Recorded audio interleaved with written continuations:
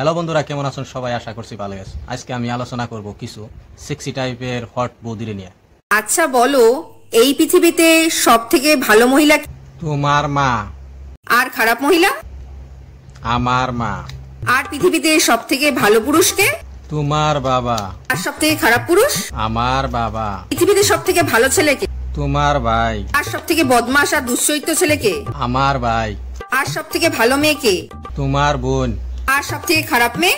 আমার বোন। আর পৃথিবীতে সবথেকে সুন্দর আর বুদ্ধিমতী মহিলা কে? সবচেয়ে বুদ্ধিমতী মহিলা তুমি। আর পৃথিবীর সবথেকে বোকা লোক কে? আমি। যাক, 3 বছর সময় লাগলো ঠিকই, কিন্তু তোমাকে আমি পড়াশোনাটা শিখিয়েই দিলাম, কি বলো?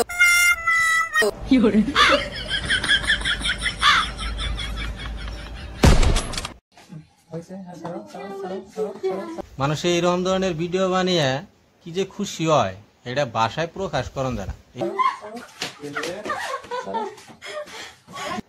এই আন্টি কিন্তু এই ভিডিওটা বানিয়ে তামাম খুশি হয়েছে। আর কি যে একটা খুশি হয়েছে।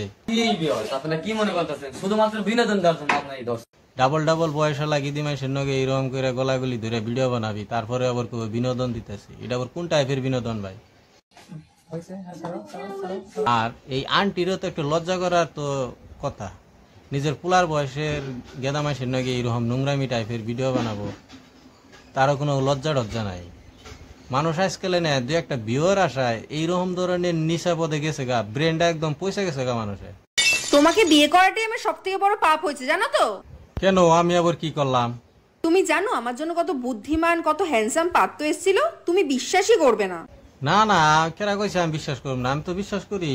তারা বুদ্ধিমান দেখে তো তারা চলে গেছে, আমি বোকা ছিলাম দেখে তো আমি ফাইসা গেছি গা। মানে তোমাকে তো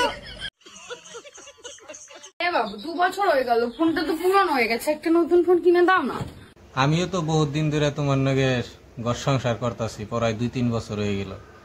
আমি তো চেঞ্জ করার কথা কই না। হে প্রভু, হে প্রভু, হে হরি নাম কৃষ্ণ।